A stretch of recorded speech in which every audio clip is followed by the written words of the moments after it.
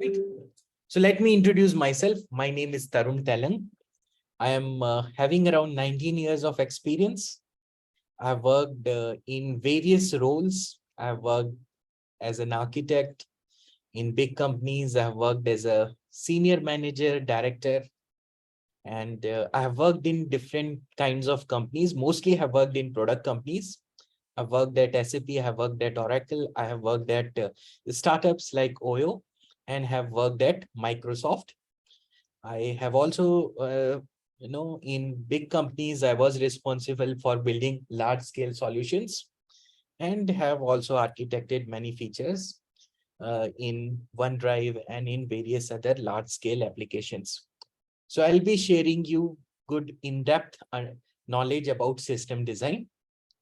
And we will be covering the principles and techniques, and definitely in coming weeks and coming classes, we'll be covering in depth various problems which are asked in interviews, in the system design interviews, and we'll be covering them from perspective of both high level design and low level design. I see you guys have varied amount of experiences. Few of you are new to the industry and some of you are also experienced.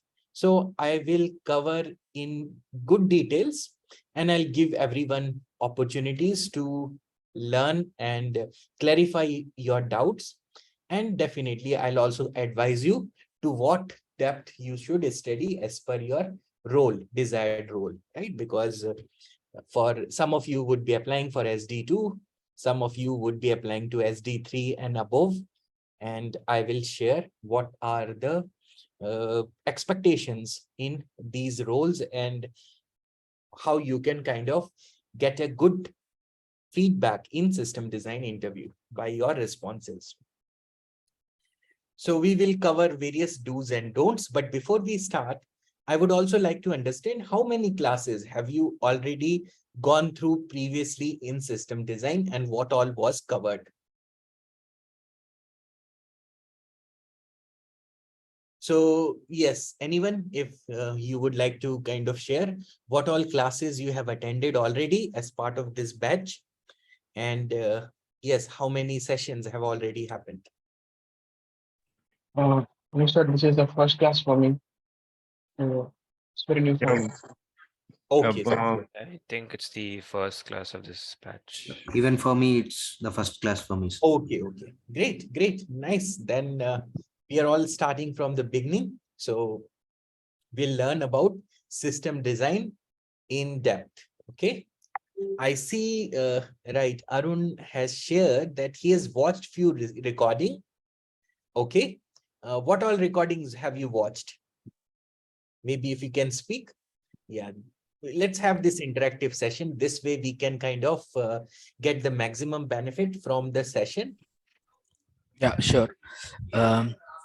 Most of the theoretical concepts, I watched all the theoretical concepts, and on the high level design, I watched 4 to 5 classes, and on the low level design, I watched almost all classes. Okay, great. Yeah. So 4 to 5 HLD sessions you have gone through, and you've also gone through various conceptual topics. Okay, great. Nice. So yes, let's begin with what is system design interviews, right? So first thing is, if you are looking to get into any of the big tech companies could be FANG companies, for example, FANG or MANG. Now it's called MANG because Facebook is renamed to Meta. So Meta, Amazon, Apple, Netflix, Google, right? And definitely many other companies also do system design interviews. For example, PayPal, Uber, and various other startups like Paytm, Byju's and Zomato, Swiggy. There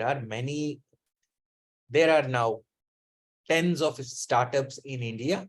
And also there are many big companies which provide good experiences to software engineers, which are at par with FANG companies. And definitely FANG companies also ask system design interviews. And in system design interview, you need background in computer science and software engineering, right?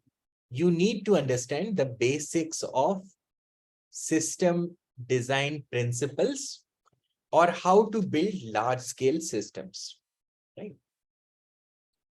So we'll cover them step by step, but I'm just generally sharing you some overall knowledge about system design. Yes. So anyone knows about what are system design interviews? Can you tell what is system design interview?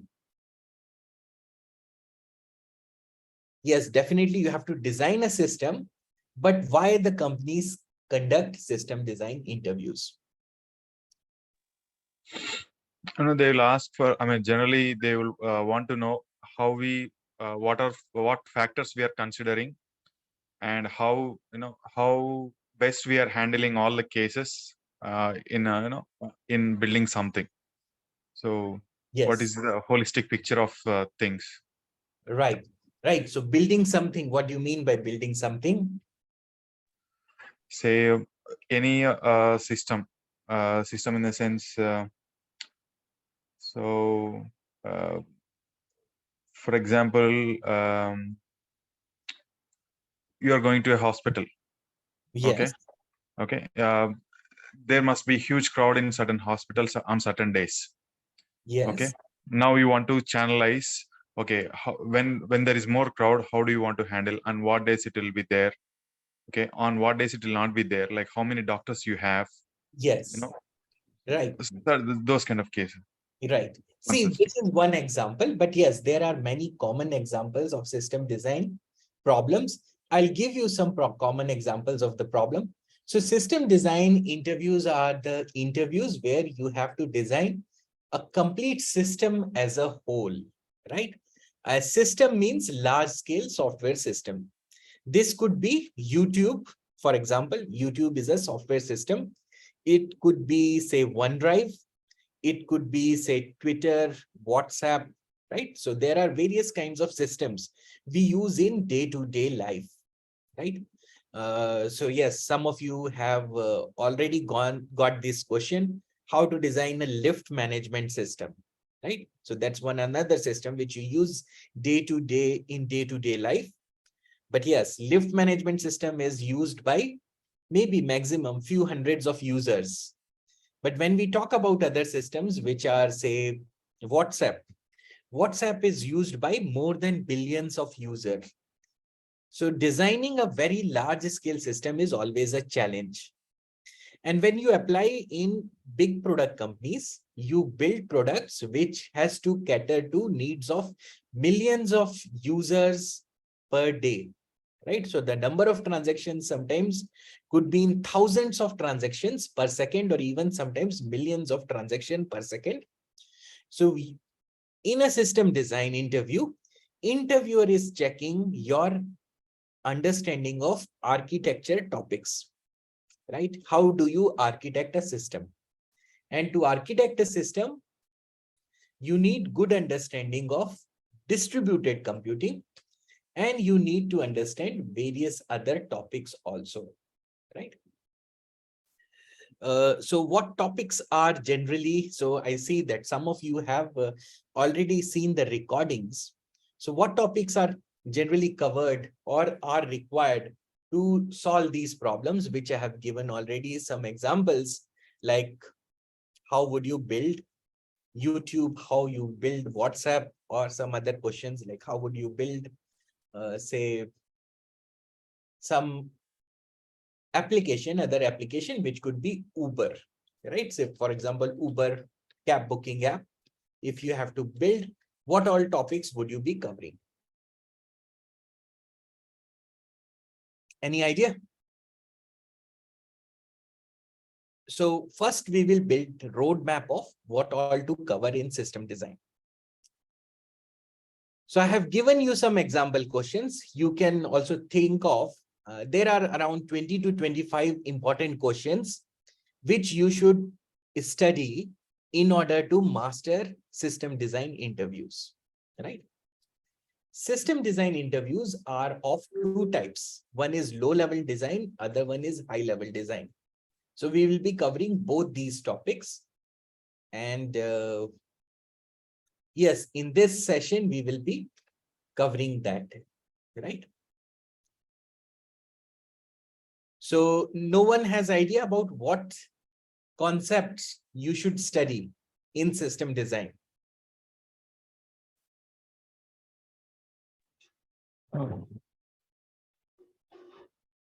Scalability, Yes, yes, sure. yes, and Any other? Right? So you would be now seeing my screen as well, right? yes, yes, it is visible. Yes, sir, it's visible. Yes, if my screen is visible, so great. And then, yes, let me talk about, so as I was talking about, there are various concepts. See, it will take multiple sessions to cover all these concepts. But in this session, we'll be covering an overview. You should understand what is a system design interview and how to answer. What is the basic structure of answering a system design interview? This is what we will be covering today. So let's start, look into what is a system design interview. So as I said, system design could be taken up in two ways. One is the low level design. Low level design is the design which is the implementation details of the system, right? So in low level design, you will be asked questions which is about some best practices. So when you write any code, the code should be understandable, it should be maintainable, it should be reusable and extensible, right? You need to understand object-oriented principles. And then one of the principle is solid principles. We'll cover that also. And then there is design patterns, right? So these are the topics you should study and we'll be covering them. Then we will also be covering about what are the classes or components which you need to build a system and how these components interact with each other, right? So to describe a design, you use either an entity relationship diagram. This is a diagram which shows what all objects, what all properties you will be storing. So entity relationship diagram is a diagram which is showing the database schema, right? How many of you know about ER diagram or entity relationship diagram? Anyone has experience in this? If no, don't worry. We'll be covering that in depth. We'll be doing a lot of exercises, hands-on exercises. But yes, just I'm giving you a brief of what all topics we'll be covering. We'll be covering ER diagrams. We'll be covering class diagrams. We'll be covering flow charts, right? Some of this will be sounding familiar to you, right? But yes, these are not something which is very complicated. I will walk you through and I will cover it in such a manner that you will get maximum understanding of this and you will be able to relate it with your work as well. And then, no, we will also be covering high-level design. We'll be covering mostly high-level design because this is the most complicated topic, right? Low-level design, you may get to know in 2 to 3 classes. But yes, in high-level design, there will be many classes which we will be covering different kinds of systems. Because if you are designing a system like Google Map, we will be covering what is all involved in this. It's a different kind of system where you will have to find the shortest path and you will enter location and all the information which is stored is geographic information. But when you are designing a system like WhatsApp, this is a totally different kind of system. This is a chatting application, messenger, and here the system requirement will be different because you have to store contacts of your friends, and you have to share and store the history of chat messages. So it's a different kind of system. You don't need any location information. You may need some, but yes, it's not that extensive as maps. And Uber is a different kind of system. YouTube is a different kind of system.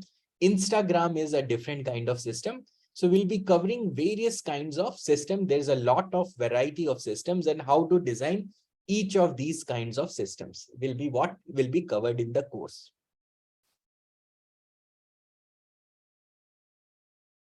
Right? Any questions in this about what is low level design and what is high level design?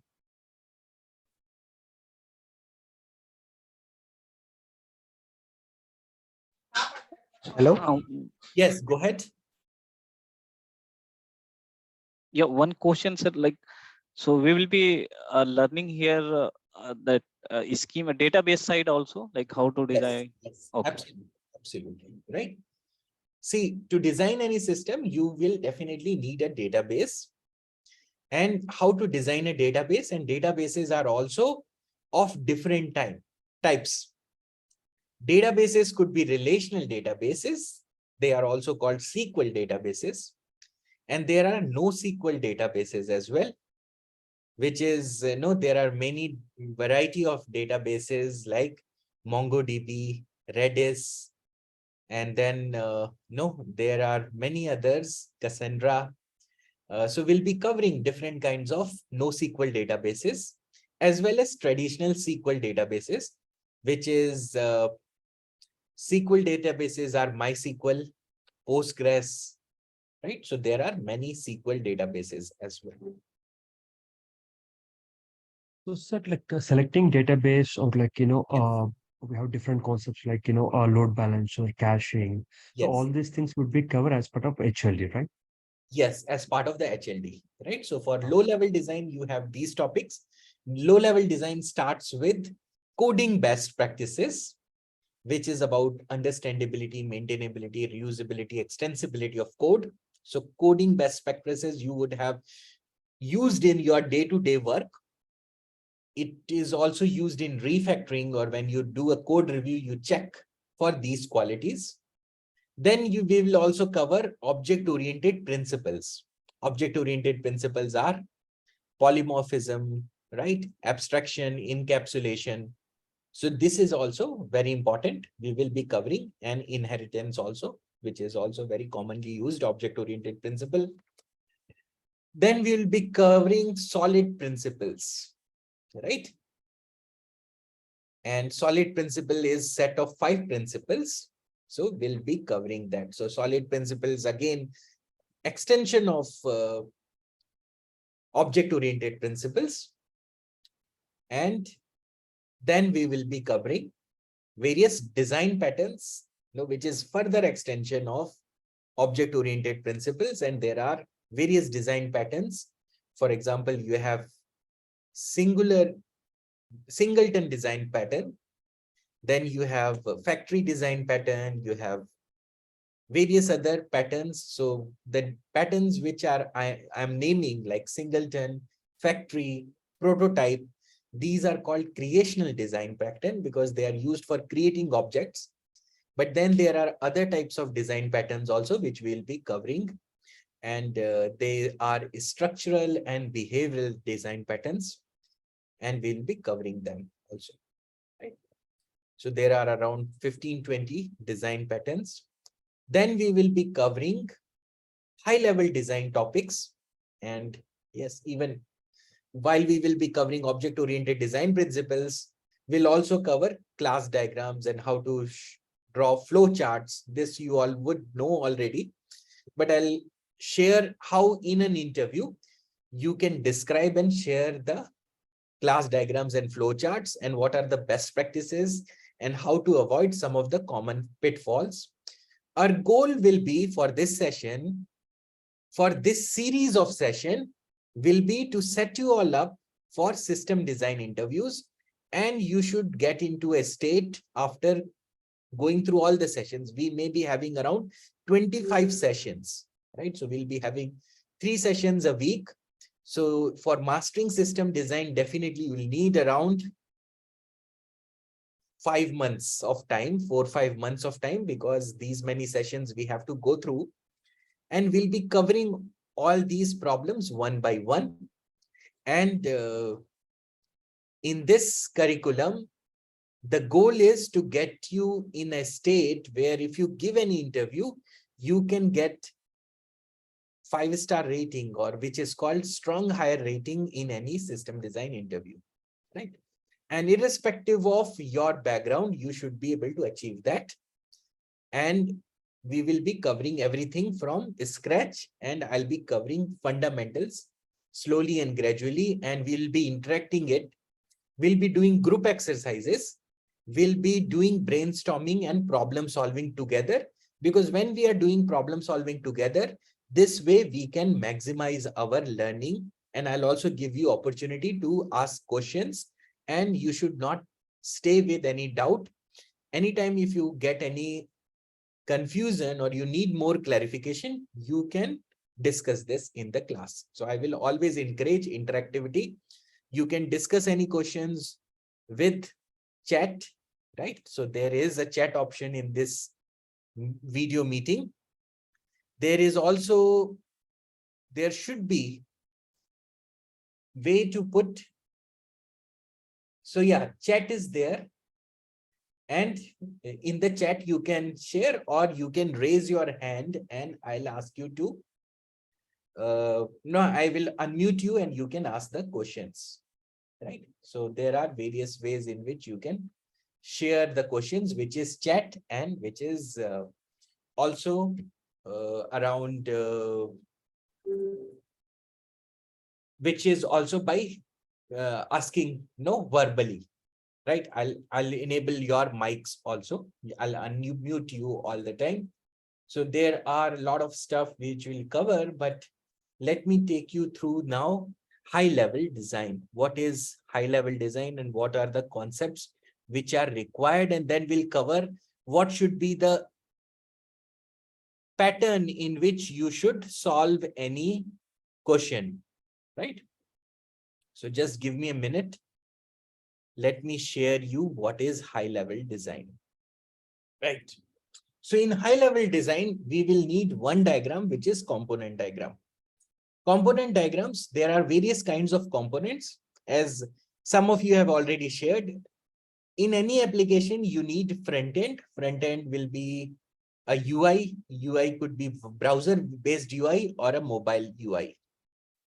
Other components are when you talk to any application through a UI, the call goes to load balancer. Load balancer is device which distributes the load. Then from load balancer, it may go to a web server. And then from web server, it may go to an application server. And from application server, it may go to cache. It may then from cache, if the data is not available in the cache, it may also read from the database. Right? There may be other dependencies also. These may call other web services or RESTful web services.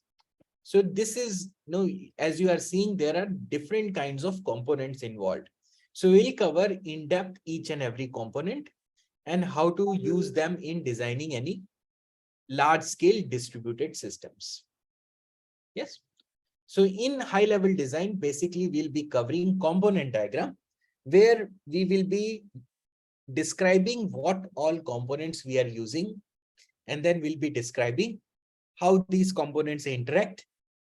So overall, if you list down the number of topics which you have to cover in high level design, you need to understand the basics of these components which I mentioned. In addition, you should know basics of operating system. You need to know basics of networking. You need to know basics of distributed computing. So there is a vast variety of content, or a lot of content is there in the syllabus.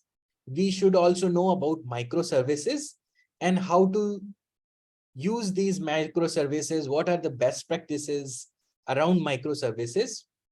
And we have to also learn about various API protocols like REST.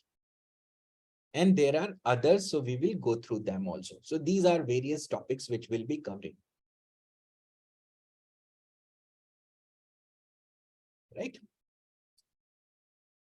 So any questions on the high level design? What are, Hello, sir. yes, go ahead. I have one doubt as I am new to this background. Yes, yes. So are we dealing with the front end part and back end part in this course, system design?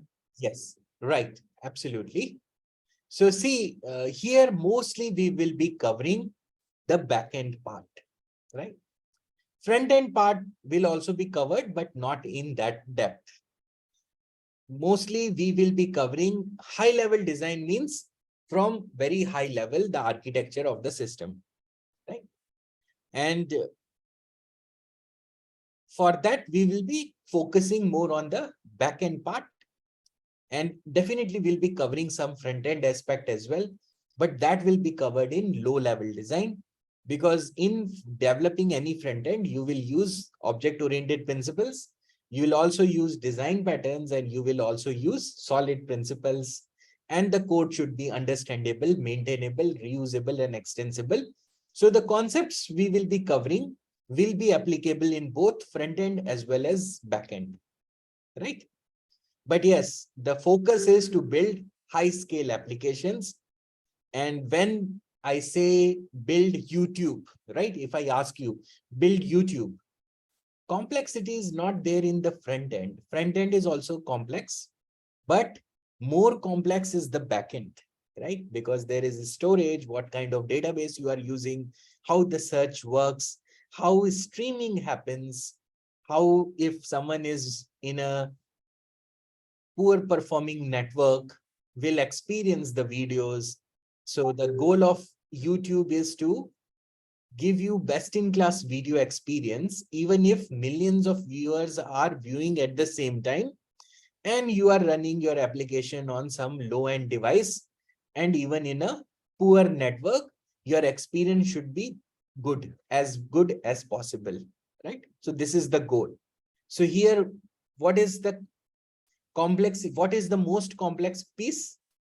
Front end is, yes, complex, but even more complex is back end, right? If I ask you design Google search, so here again, no, the Google search front end is less complex, but the back end is much complex.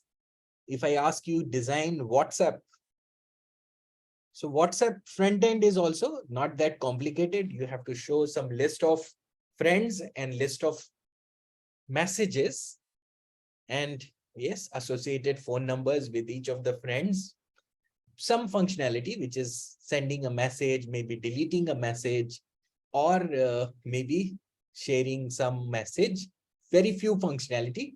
But the backend is very complicated, because even if billions of users are using the application do not crash, and the speed and performance of application is always very good, right? Even on maybe the New Year Eve, when everyone is wishing everyone Happy New Year.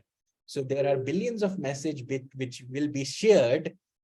The messages are reaching in less than a second, right? Instantly, you will be able to chat with any person. And it is done in real time. So this is how we will cover various topics. And by end of all these sessions, by next 2-3 months of classes, you will have good understanding, and you will be able to know how to design each of these systems. And all these designs will be done in a manner that it can be implemented in any programming language. So the sessions are not specific to any programming language. Whether you know C++ or you know C# or Java or Python, you will be able to implement it, because we will be covering the concepts, core concepts. And if you want to do any practical project based on the learnings from these sessions, you'll be able to do, because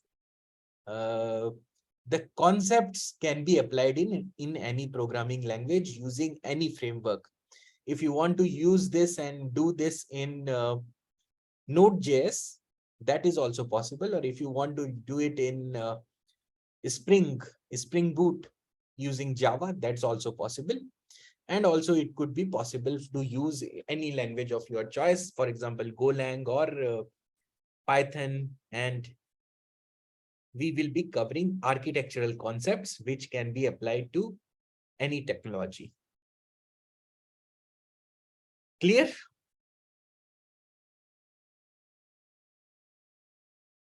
Yes, sir. Thank you, sir. Right. Great. Now, next thing is I talked about low-level design. I talked about high-level design. But how would you know in interview? So assume what is our goal is to help you understand that when you are in an interview, an interviewer is asking any question.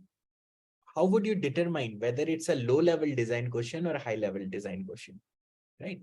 Because as I shared, different principles you have to apply and different concepts and different deliverables you have to give, right? In case of low-level design, you have to give ER diagram, class diagram, flowcharts, where in case of high-level design, you have to give the component diagram, right? So first thing is you should know beforehand what kind of interview it is. You may have 2 rounds of interview, and one is low-level design interview where you will be asked to give a low-level design of a system, and the other is high-level design interview where you will be asked to give high-level design of a system, right? Great.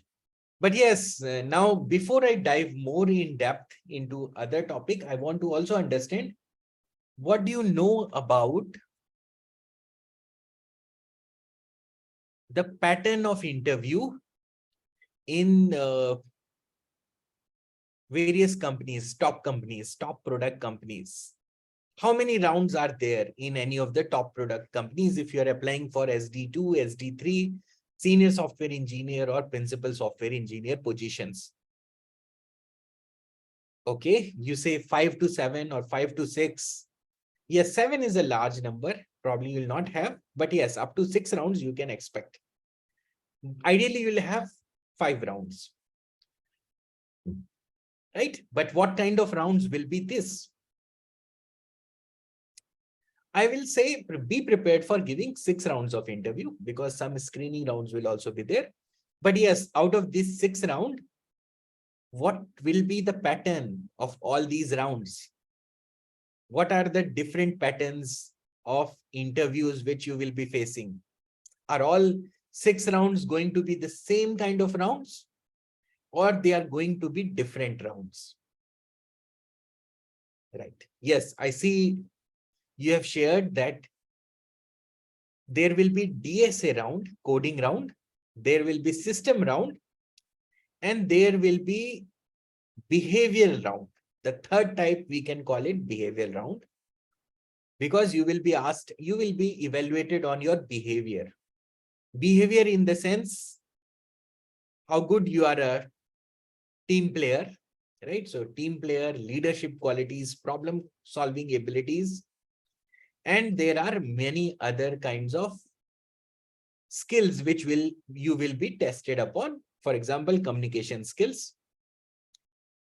And behavioral rounds are not only the rounds in which these qualities are evaluated. Your communication is a skill. A communication skill is evaluated in all the rounds.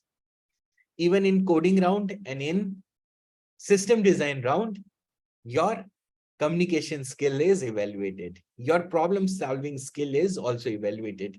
Your structural and organizational skills are also evaluated. How systematic you are, this is also evaluated in all the rounds. But yes, in system design round, in addition to all these skills, your technical skills or architectural skills are also evaluated. Yes. So you can assume that in any round, you have to give 2 coding round You have to do 2 system design round and 2 behavioral round. Yes. Clear? These are the rounds.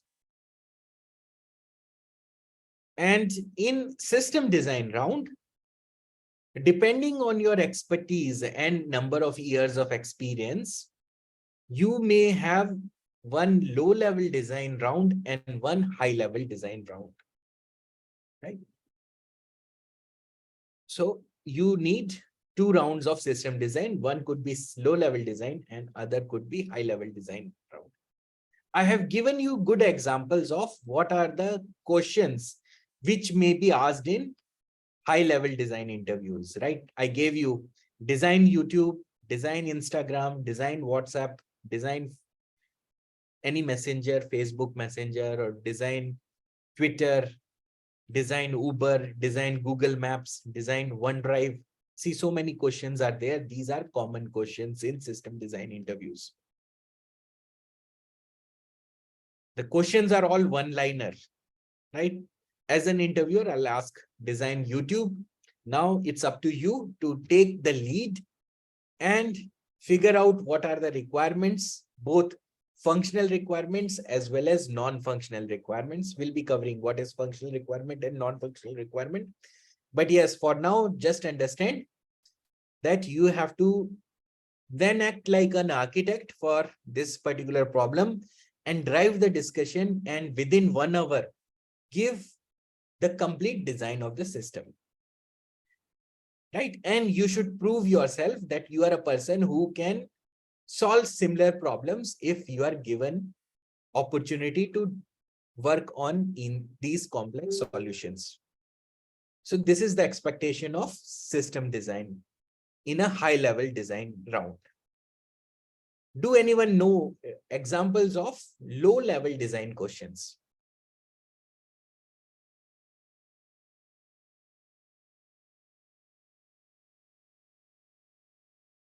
Okay, parking lot, good, wonderful. Lift management system. This is another example. Other examples are you can design a game like Snake and Ladder or Ludo or chess game. These are common questions for system design of or low-level design questions. Yeah, tic-tac-toe is another example. Hotel booking application, hotel management application, reservation. Yes, awesome. You guys know a lot of questions. So you may make a note of all these, right? That these are the common low-level design questions. How to answer this, we will cover in sessions where we will be focusing on various concepts of low-level design.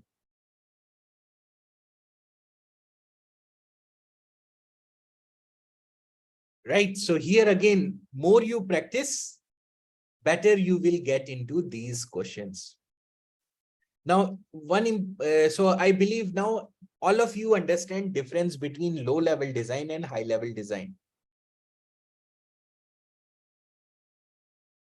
As the name suggests, high-level design is a design round in which you will be building a system from very high level. And low-level design is a design round in which you will be going into the implementation detail. You will be going into classes and other details, right? You may have to code also in low-level design.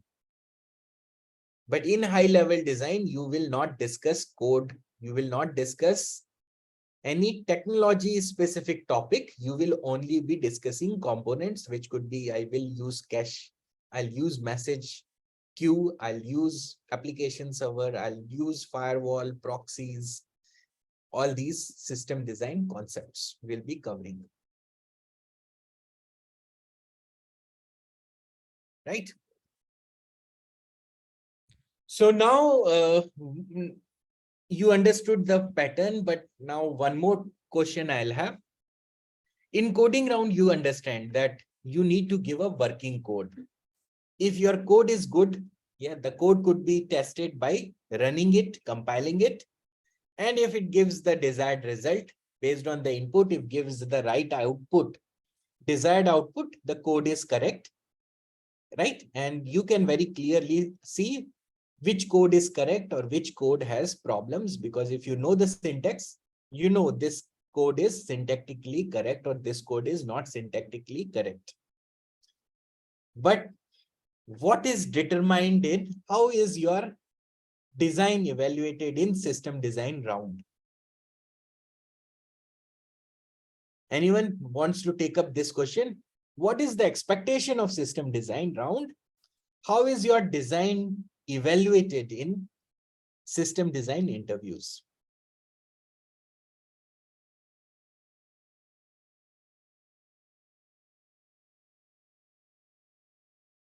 Right? Code, you know that code can be run and executed, and if it runs as per the test case, it is correct. But what about system design? Say it's a high level design question. I give you design YouTube, right?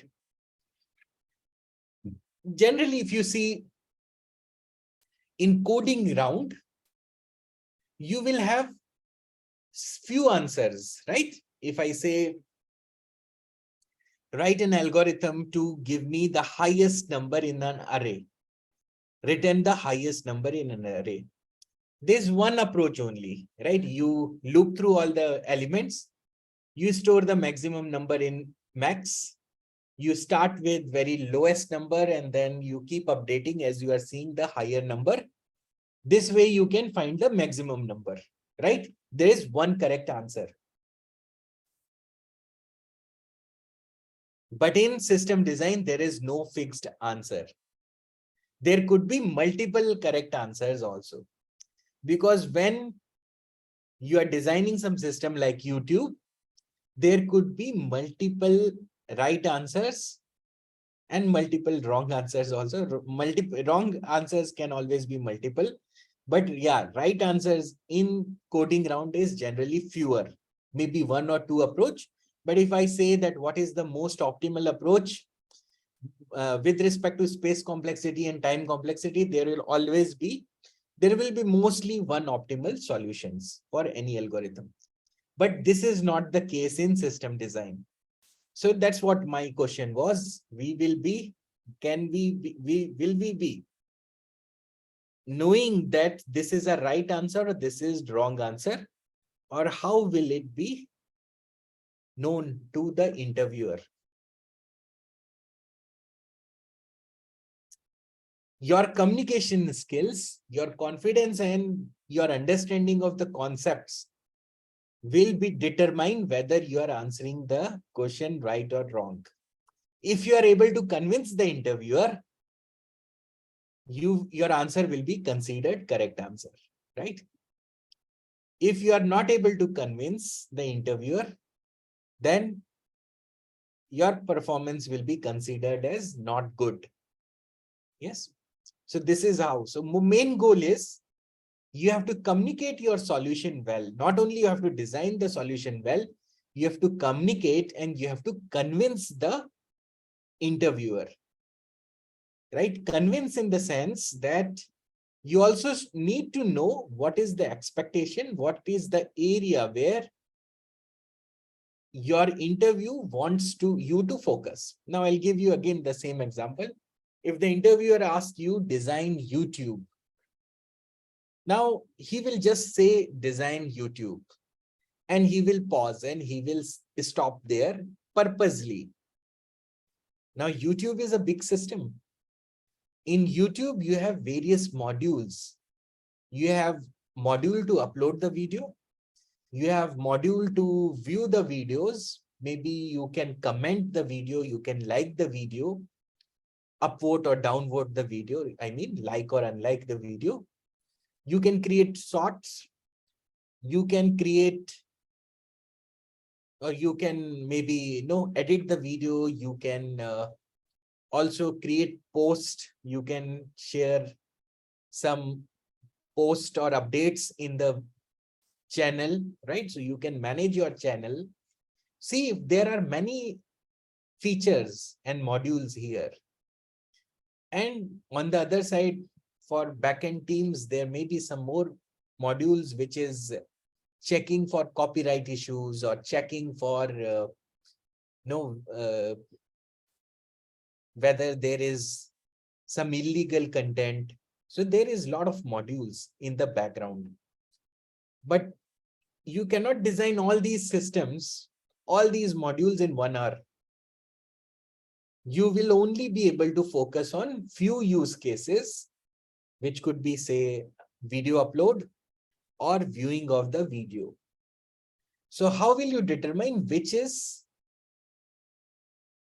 the module you need to focus on?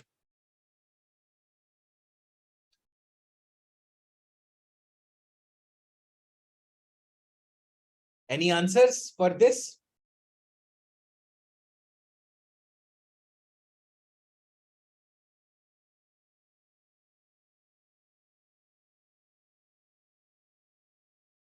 Right. I got from Akshay. Akshay is saying, and I also got answer from Arun also, that you have to consider what are the important features, or you have to consider what is the minimal viable product. But yes, most important, you have to clarify with the interviewer what exactly he wants. So interview wants to check your leadership skills. As a leader, you have to ask various questions. You have to, because customers also will not tell you exactly what they need. You have to ask customers. So here you have to act as an architect, and you have to ask the interviewer. Interviewer is like a customer in this case, that yes, in YouTube, you understand there is an upload module, there is a viewing module, there is comment module, which one I should focus? Then interviewer will open up, he will say, focus on video upload module, right? This is your, so first step, very important step, understand the problem, clarify the problem. Maybe if he asks, design Pinterest, right? Design an app which is Pinterest, or design Twitter.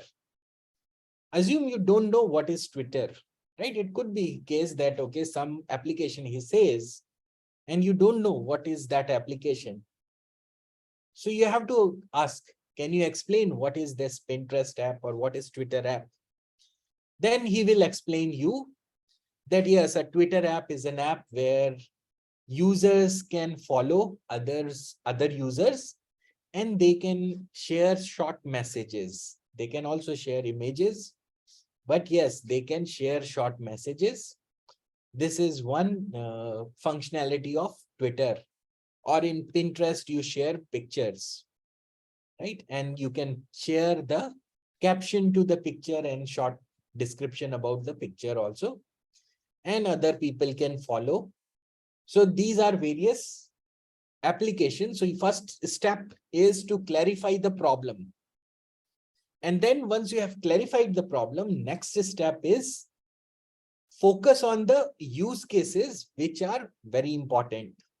And this you will get to know from the interviewer. So you have to clarify with the interviewer what use cases you should focus on, right? In case of WhatsApp, you will say there are many features. Assume, yeah, now if question is WhatsApp, design WhatsApp. WhatsApp has chat. WhatsApp has group chat, right? One-to-one chat is there, group chat is there. WhatsApp has video calls. WhatsApp has audio calls. So there are so many features. Again, you have to clarify, because designing all the features within 1 hour is not feasible. So you have to say what feature you want me to design. Then interviewer will open up again, because from the beginning, he may not tell you that you design chat feature. He will say, okay, please design the chat feature, text chat. I don't want you to design audio or phone call. Then you can proceed with your design. Correct? Understood? So far, so good? Yes. I'll take one question previously which was asked. He has shared a lot of list Arun has. He's asking architectural patterns. Yes, we'll be covering architectural patterns. He's just sharing, right? He's just wanting to clarify what all topics we'll be covering, right? So yes, we'll be covering various architectural patterns. We'll be covering, yes, what is entire architecture, what is model view controller. We'll be covering various kinds of architectures. And we will be covering, yes, all these stuff, right? So microservices will be covering about message brokers, will be covering about all these topics, right? Various kinds of communication protocols, which could be REST, service-oriented architecture. Yes, so most of the topics we'll be covering. See, I am an experienced person. I've worked in various kinds of applications, variety of applications, and I have myself cleared Microsoft interviews, Google interviews. So you can know from me any topic if you want. And if you have faced any interview in the past, or you have heard that this question is asked, feel free to cover. Feel free to ask. We will be covering it. So I will also leave some space for you to share some doubts and also clarify if you are using something in your project, or you see that some interviewers may ask you these kinds of questions. If your friends have struggled in this, or you have struggled in that kind of questions, then I can take up that also, right? Okay, great. I see one more question, which is about how many years of experience is required for various positions in software development. So yes, you should understand in software engineering, the levels are SD1, SD2, SD3, senior software engineer, principal software engineer, and so on, right? I'll share you something very interesting, which is, if you know this, you will not have this question anymore, right? So there is a site called Levels.fyi, right?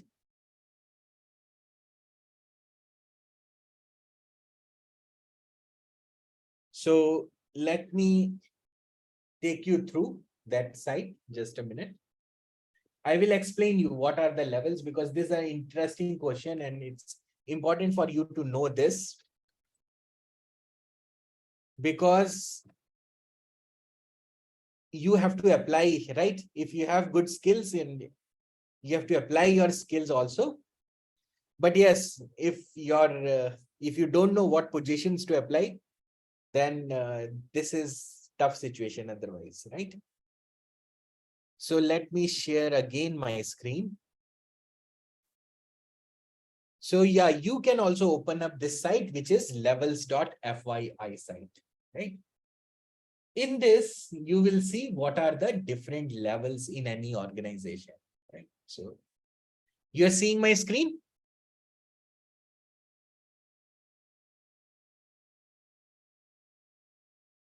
Great, awesome. So yeah, assume you want to know levels in Amazon. So yeah, you can search here, any company, you will get to know what are the levels, not only few companies, but any company. See, such a big list is there, right?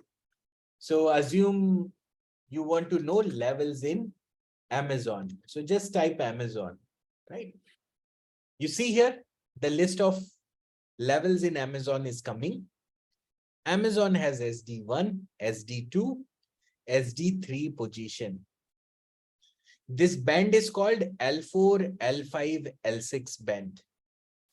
SD3 is also called senior SDE. Yes. Then you have principal SD, senior principal SD, and so on. Yes.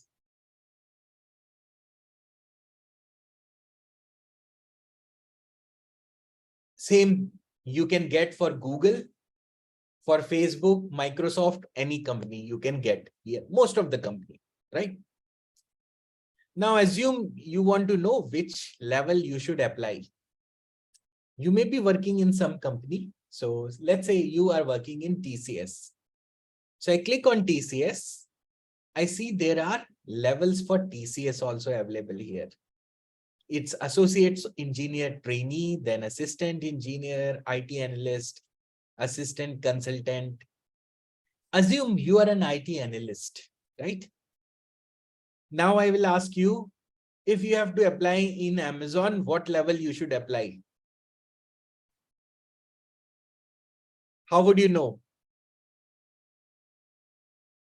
Right? My question is, assume you are an IT analyst. In Amazon, what should be your position if you apply in Amazon? Yes, see, yeah, you can compare, see in the same level. In Amazon, it's SD2, L4 or SWE3 in Google, or E4 in Facebook, and level 62, SD2 has two levels here, 61 and 62. So this is the level at Microsoft. So you can get to know like this.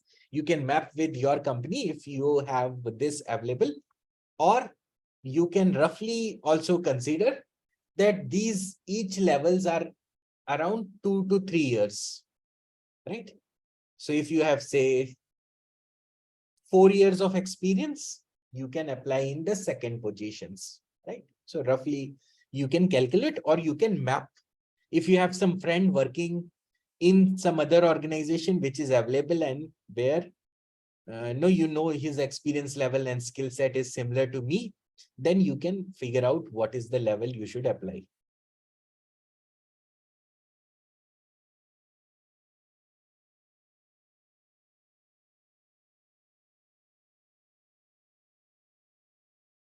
Right.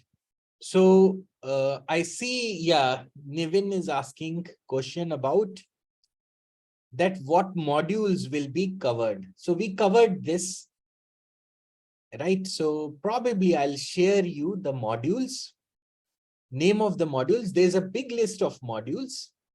So in the next class, I'll share you before the next class, I'll share you what all modules we'll be covering. And I will also share you, right? So probably roughly is the timeline or the sequence in which we'll be covering these modules. Yes.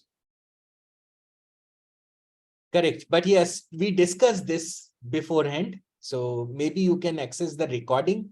You will get to know, but yes, I'll share definitely before the next class, before Tuesday. That means before Tuesday, I'll share you what all modules will be covering and what is the sequence, right?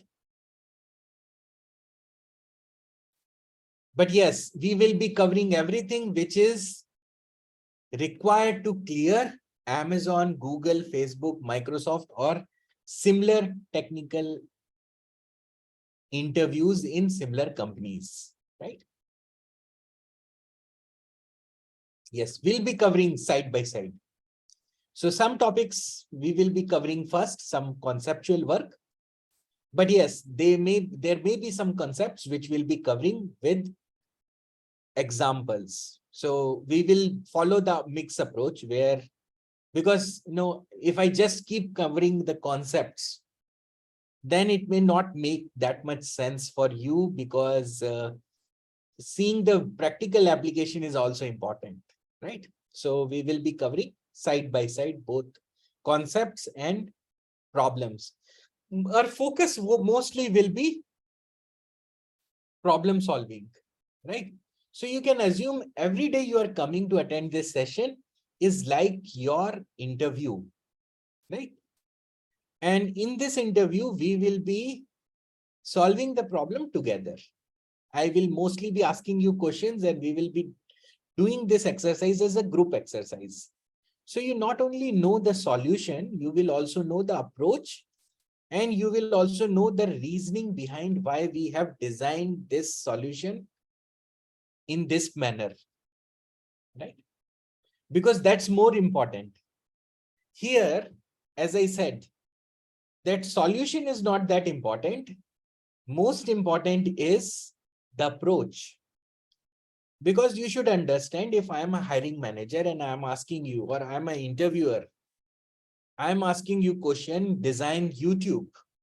right? Assume I'm working in Google and I'm asking you question like design YouTube. What is the intent of this question? You should try to understand. YouTube is already designed. I don't want you to design it, right? And I'm not testing that do you know the architecture of YouTube, because many things in YouTube is confidential, is not shared to outside world, right? So there's no way you can know the real architecture of YouTube, because they have kept it, some part is kept it as secret, because if they would have shared, then Microsoft, Amazon, everyone would have created YouTube, right? So they may be using many proprietary technologies. They may be using any confidential server architecture and many things which they would have not shared across. Right. So definitely you cannot know the real architecture of YouTube, because that could be internal architecture, right? That would be confidential for Google. So why am I asking this question? So you should think like this. I'm asking you this question because I want to understand that how good you are in architectural concepts. I am not interested in your exact solution, but I am interested in your architectural expertise. I want to know, if I give you some similar problem, will you be able to act like an architect and design a system like that? Yes. So this is the intent. So taking through the process of designing an application is more important than the actual solution. Yes. And I also communicated to you that while you are designing a solution, your other skills like how organized you are, how good are your problem solving skills, how good you divide the problems into multiple sub problems and approach it systematically, and how good are you in communication. All these things are evaluated, and definitely your understanding of computer science fundamentals are also evaluated, right? So in the next session, I will be covering a topic which is very fundamental, which is cap theorem.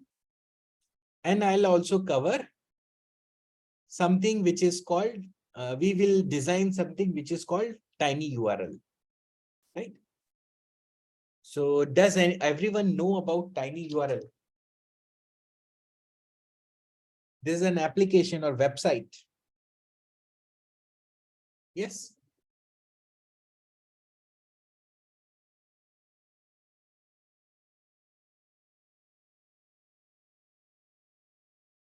Yeah, it's like Bitly. Perfect. So we'll be designing how we can design TinyURL.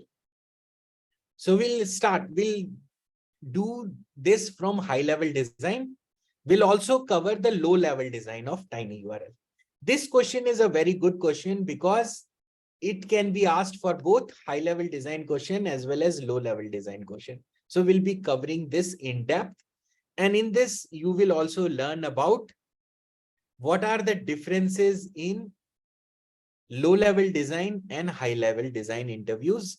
And you will see it practically, right? Now I have explained you theoretically today in the session. But yes, today we had a very nice introduction. Then we had discussions about what is system design. We also discussed about what are the expectations in good FANG companies. But next time we will be taking it very systematic and in a very serious manner. We'll be covering this problem, TinyURL, and we'll be covering this theoretical concept as well, cap theorem. And we will cover also some principles which are required for covering low-level design. Yes. Now here, we will not be using any programming language. because we will be doing design at a high level, right? So we'll be discussing what all components you need, and you can implement it in any language. So you will be getting the overall architecture, and you will also be getting the detailed algorithm. And these algorithm, you can decide which language to choose. And if you want to do a real project, you can take it over. But yes, the design is such that it can be implemented in any programming language. Maybe it is JavaScript or Java or Python or C#, is up to you to implement. See, always architects design systems in a manner which is technology agnostic. Because assume you are working in Google. There you will mostly be using Java. If you are working in Microsoft, you will be mostly using C#. If you are working in Facebook, you may be using PHP. Or they are now using another language, which is Rust, right? Which is somewhat similar to C++. So the implementation depends on the team you are working, the organization you are working. So implementation definitely involves languages, it involves databases, it involves many other technologies. Say, for example, it also involves some cloud technology. Maybe you will implement this and upload or deploy this code in AWS or Google Cloud or Azure. But if you are a good architect, you will be able to do for all the technologies, right? Because maybe if you are in Google, then you cannot use Azure. You will have to use GCP, Google Cloud Platform. If you are in Amazon, then you will be using AWS. You will not be using Azure. So while designing, you only have to talk in terms of concepts.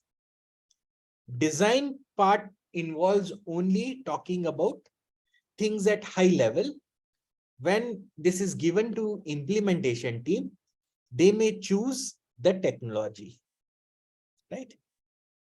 And that decision making, what technology to use, and also how to implement these components is part of low-level design, right? So in low-level design, when I'm asking you to design this application, in that case, you may use some programming language. Again, no, I'll be covering concepts and algorithms. You may implement it in Python, JavaScript, C#, but that decision comes during low-level design, right? So yes, no, based on what all you will prefer, I can do that. I can cover in that programming language, right? So is it fine if I cover it in Java? I prefer covering things in Java because Java is very similar to C, C++. It is also similar to C#. It is also similar to JavaScript, right? So I can cover it in JavaScript or Java, and that's very popular. But yes, if you want in Python, I can give you Python code also, or you will be able to convert it by yourself. I'm also confident that if I give you any one programming language, it will be very less work for you to convert it to any other programming language.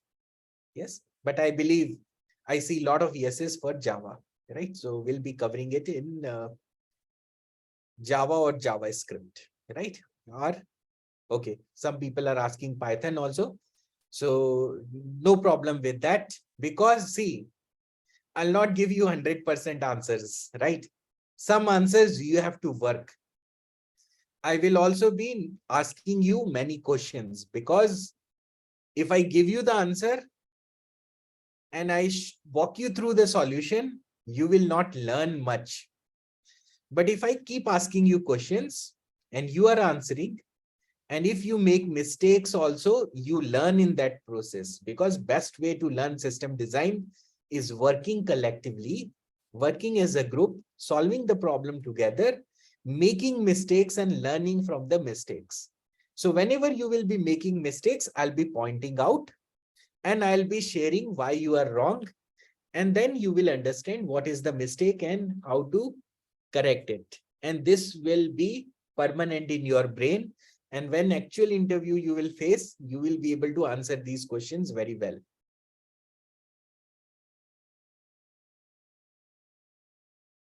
Great, great. Awesome. Right. So now why I shared you TinyURL question now in advance so that you can prepare.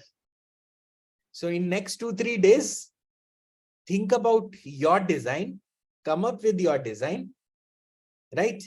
Be ready. And when I will be discussing, you can compare your solution with my solution, right?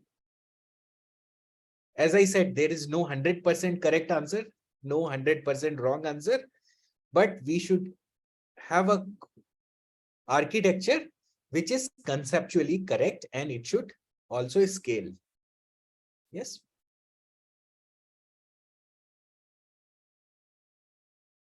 Okay.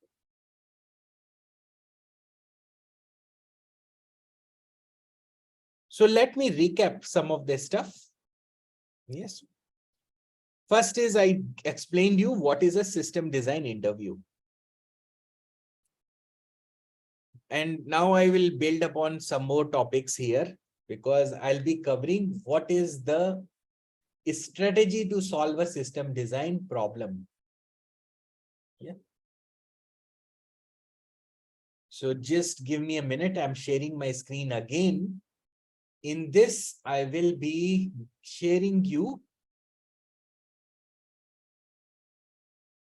something around what is the ideal way of answering a system design problem.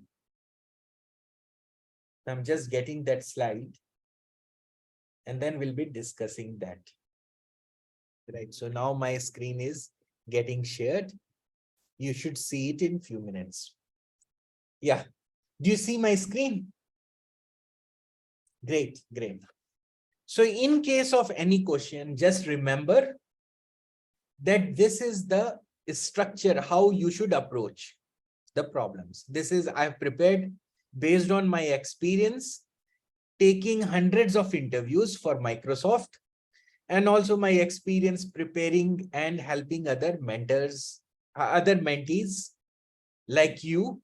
I have also helped hundreds of learners to secure positions in FANG companies. And I also teach system design in regular basis in various places. So this is based on various no success stories, or you can say these are the best practices, and using this many people have succeeded. Even I have succeeded. I was able to clear Microsoft. I was able to clear Google interviews. So if you follow this, there are high chance that you will also be able to succeed in your interviews, which could be any system design interview in any company. So here we discussed few things already in this, but this is what the solution template is. So whenever you are asked some question, say for example, we are asked question like design TinyURL. So first thing we should do is clarify what is TinyURL, right? So interviewer will say that TinyURL is a website where you can put some long URL and you will get a short URL. So this is the functionality of TinyURL, right? So he will also share that this tiny short URL is for your convenience. You can share it in your blogs or your tweets. So it is easy to share and easy to remember, right? So this is TinyURL functionality. So first thing is you will clarify the problem. You will verify your understanding of TinyURL. If you know it, you will double check with the interviewer that this is your understanding. Is it right? Right. Interviewer will say, yes, you are right. Then you can then share that in TinyURL, there are multiple use cases, right? Probably one use case is user will type the tiny URL or paste the tiny URL from any blog or tweet. He will be redirected to a original long URL, right? I already discussed this with an example of YouTube. I said, if you are asked question about design YouTube, first thing you clarify what module of YouTube you want this person to design. And then you proceed with that module. So here, same approach we will be taking in TinyURL. But TinyURL is less complex than YouTube because it has only two modules. One is the module where you will be entering your long URL and you will be getting the short URL. Other module is when you will be typing in your short URL in the browser and you will be getting the long URL. So read and write, these are the two use cases.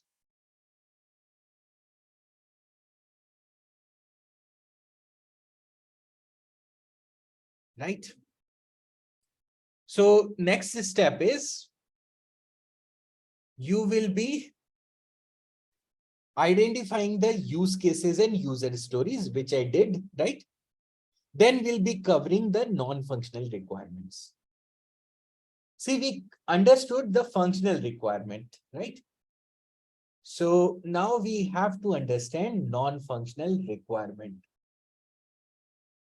Okay, I see that Ramesh is scribbling. I understand it should be by mistake. So just ignore this, right? We will try to clear this up.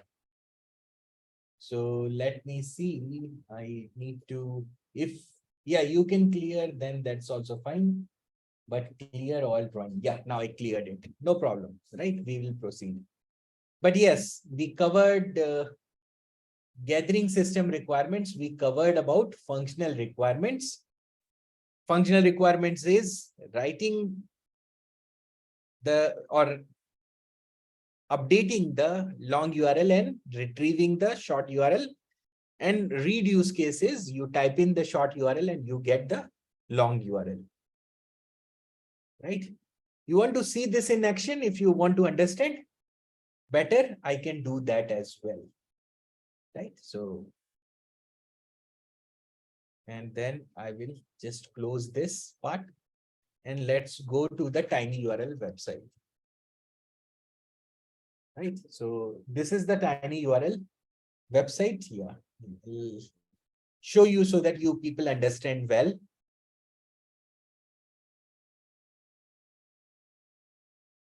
Okay. Yes, I'm coming to your questions, Pani and Akshay. I'll be sharing you, don't worry. But pay attention here, because when I share the document, if you don't listen, maybe you will not understand the document, right? So assume there is a URL. Let me take you to my LinkedIn profile, right? So just some big URL. So, right. So assume this is the URL, right? Assume this is very long URL, right? So this is my profile. Now, I want to generate a short URL for it. So I'll paste this link here. Yes. And I can put alias also. I say LNTT, right? So this is my initials, Tarun Telang TT, LNTT. So I can just say this and then customize this URL. Right? See, this is already taken up. It says, okay, it should be 5 characters. So, okay, I could put LNK, something like this.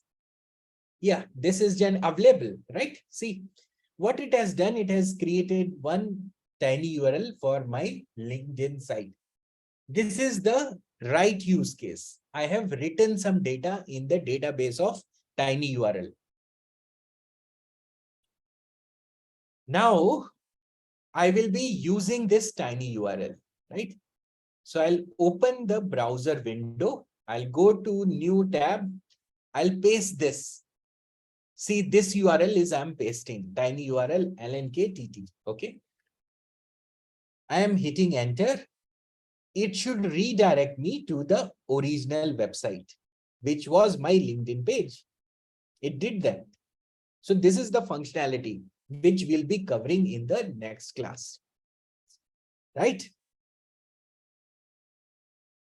This is called functional use cases or functional requirements because this is the functionality. But there are some more requirements other than this, which is non-functional requirements, which could be even if there are millions of users, you see, there should be good performance. The site should not crash. And for hundreds and thousands and millions of URLs, always there should be a unique URL which is generated as a short URL. These are all non-functional requirements because they are dealing with aspects like performance, scalability, consistency, right?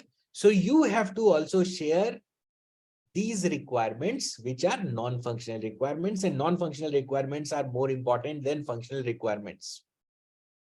Because anyone can design this functionality. This looks so simple.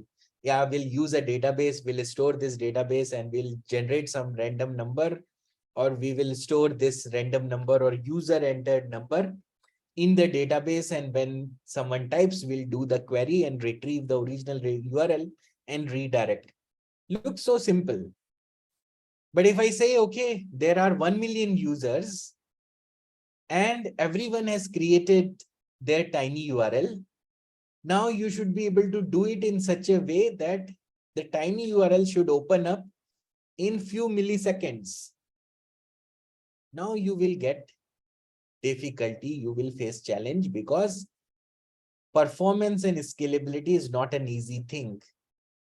It will need a lot of architectural knowledge, and this is what is tested, and you have to focus on these non-functional requirements, right? So I'll be sharing you all this, don't worry.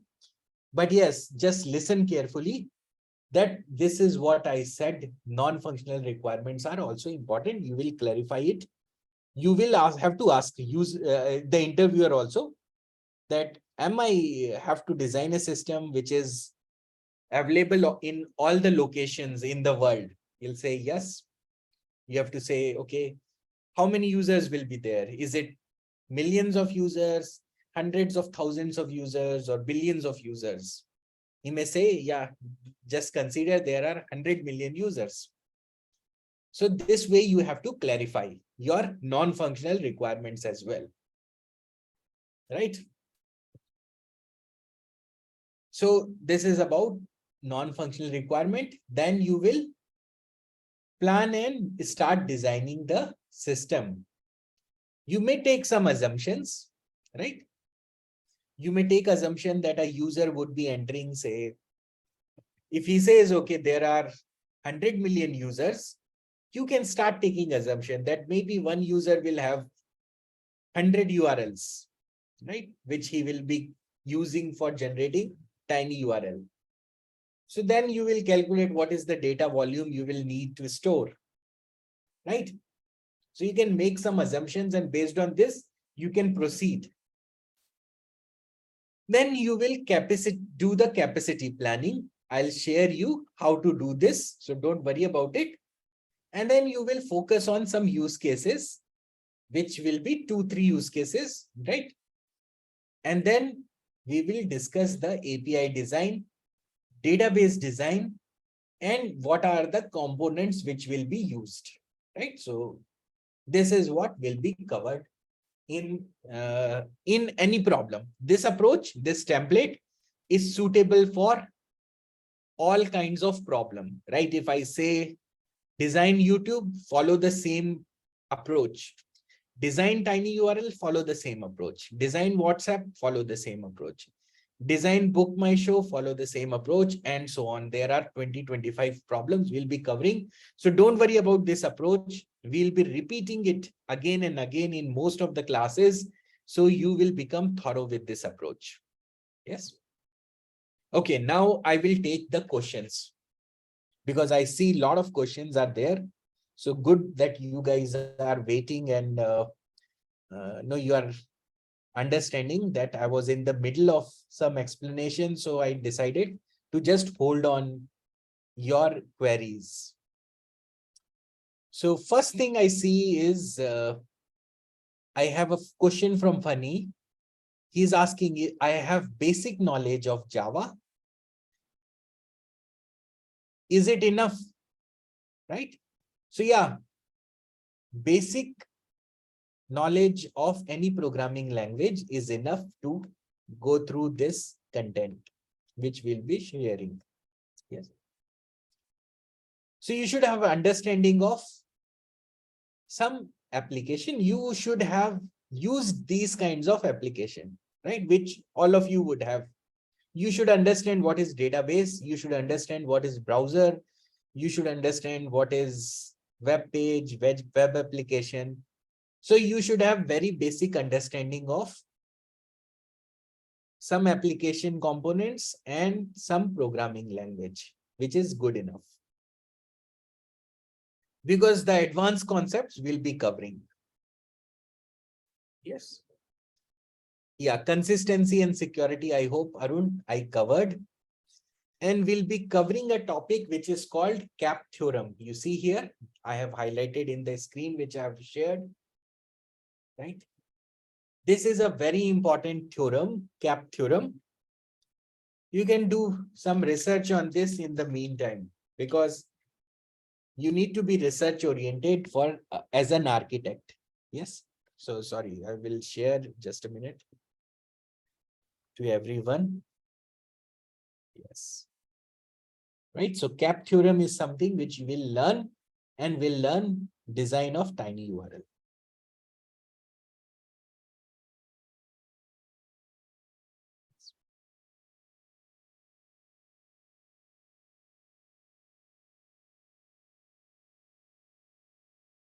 Any questions on this approach, the solution template?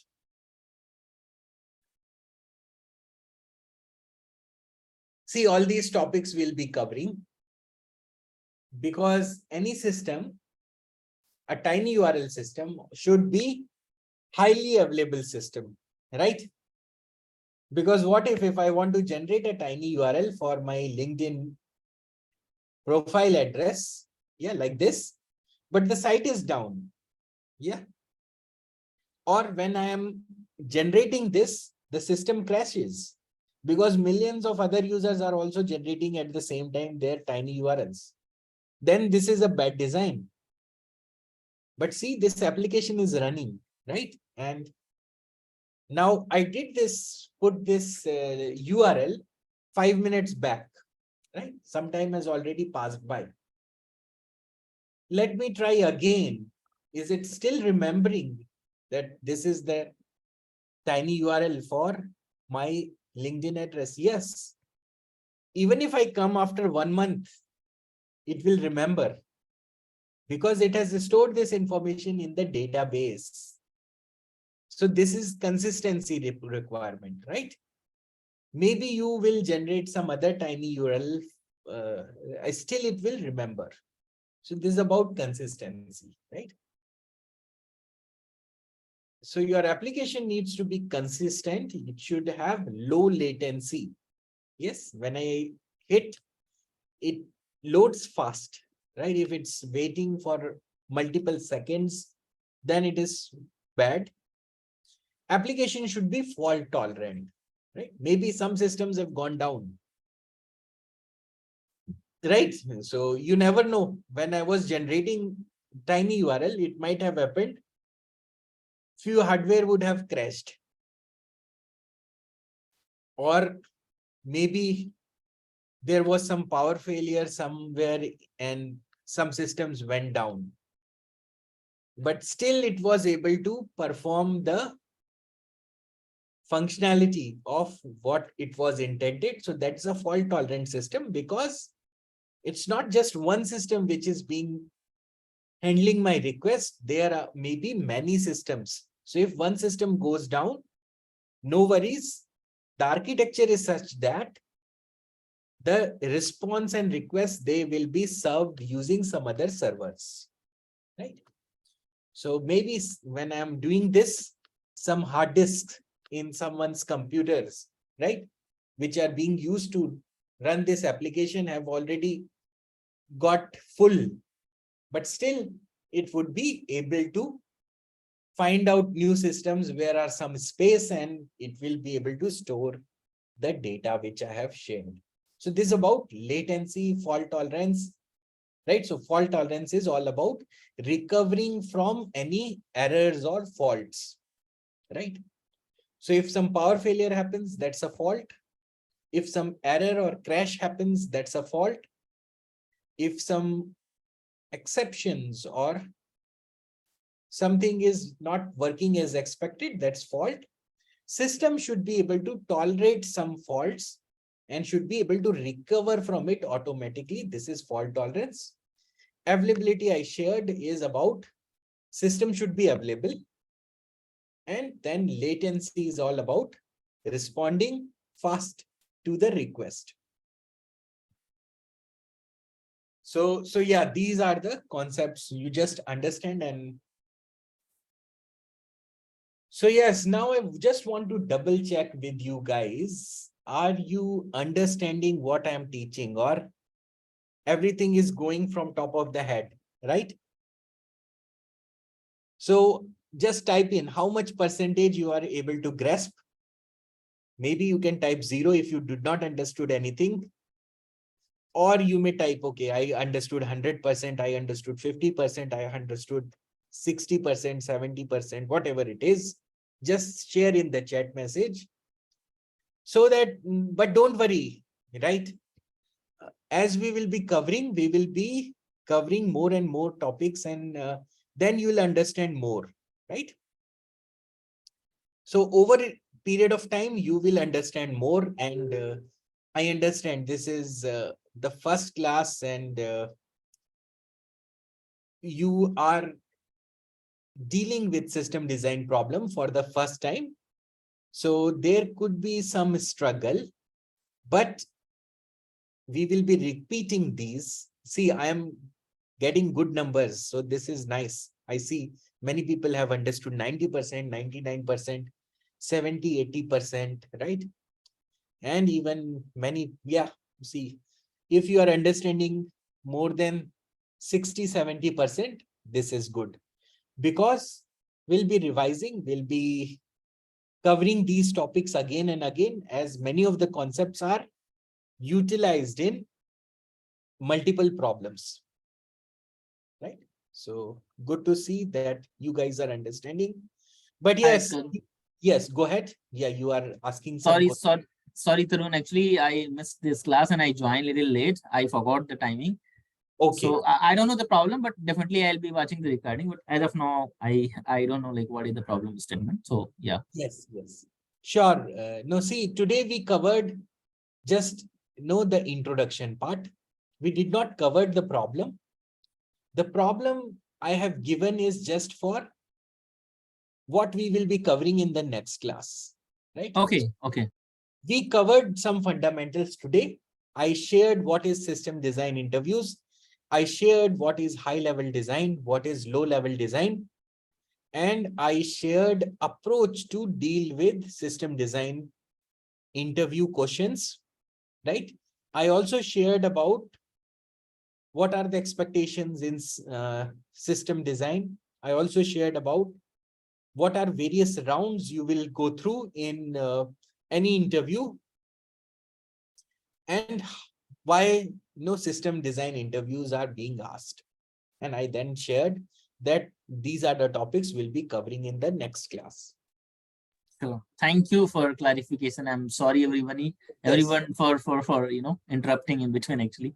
Right. So yeah, definitely I was the recording. Thank you, Tarun. Yes, you watch these recording, you'll get good understanding, and then you can join next sessions regular, because today you were lucky we did not cover in depth many topics, but in next sessions, it will be more rigorous sessions.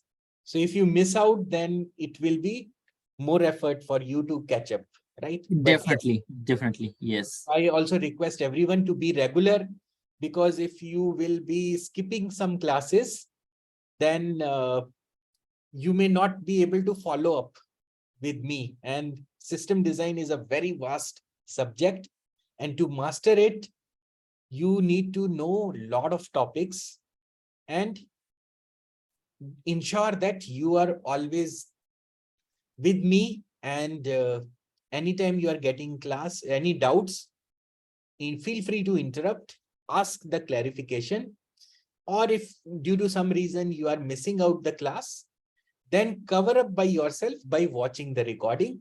But do attend the session live, because in live session only you can ask the question, right?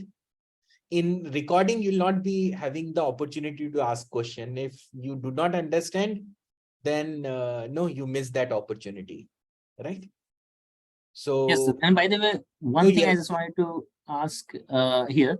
So what will be the kind of duration of this class? Like, let's suppose it's an alternate basis, right? And 2 hours.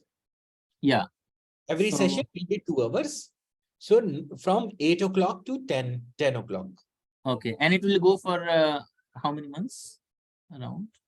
Yes, there will be around 25 classes. Okay, okay. Yes, so 25 classes will be there for this. So yeah, you can understand that this will be around 5 to 6 months, right? Right. So yeah, there's a long list of topics, right? So yes, we'll be covering. There are so many problems. I also covered what are the common problems. So you will see in the recording, I have shared a lot of example questions, which are the common interview questions for both low-level design and high-level design. And these we will be covering in depth in upcoming classes. So definitely we have 20 plus questions which we'll be covering, and we will also be covering various concepts.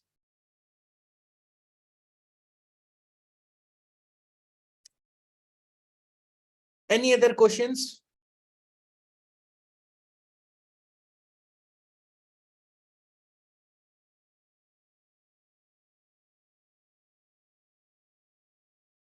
Sir, hello, sir. Yes. So actually, as we are uh, designing systems, so what actually will be in there? Some kind of code, like Python, some concepts, what will be actually? Yes.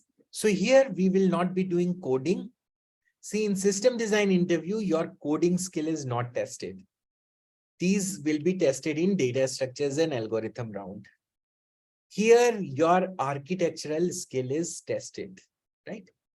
Architectural skills means how will you design this system which can deal with millions of requests per second? How will you design a system such that it can be available to a user in India as well as a user in US, Europe, and everywhere in the world, right? With the same performance and with the same fault tolerance and latency. Yes. So here we will be covering the architecture design from very high level without going into the details of coding. Got me? Yes, sir. Thank you, sir. Right? How we will get to know in the next class. So, right, you have to wait. Next class, everything will be clear. So do not worry. But if you are getting this doubt that, yes, how can we design a system and without getting into the coding detail, that you will know in the next class. Right. Great. Good calculation that if there are 3 to 4 sessions per week, yes, then you will have 5 months of classes, right? So most important thing is you should be ready with the interview preparation, right? If you are confident that, yes, I can clear these system design interviews, right? Then we will end this curriculum. Otherwise, few classes here and there will be okay, right? So yes, if no further question, we can end this session. And yes, now I have told you what is the content of the next class. So do some research from your side, come prepared, with a design of TinyURL, and then you can compare your solution with my solution. And yes, no, we will be also discussing the concepts which are involved in that, right? So you will not only know why the solution which I am sharing is done that way, but what is the approach and why this particular solution is taken for. Great. Nice to know you found this session wonderful. I also found interacting with you very nice experience, because you guys are interacting very well and participating. If you keep doing, then definitely we'll get a lot of value, and you will learn a lot of things in this session. And this skill you can not only apply in clearing the interviews, but this skills will be valuable for you in your job as well, when you will be architecting or working on some project. And anytime if you are facing any challenges, feel free to share that as well. You can say, Tarun, this I am not understanding. Please repeat. I'll be happy to do that, because my primary focus is to have you ready for the interviews, have you clear and successful in your job interviews. My focus is not to complete the topic. My focus is to get you successful. And this should be your approach also. As I said, your goal should be how to get the strong higher rating in the interviews, in the system design interviews from this session. Awesome. Have a nice evening and nice weekend. See you in the next class.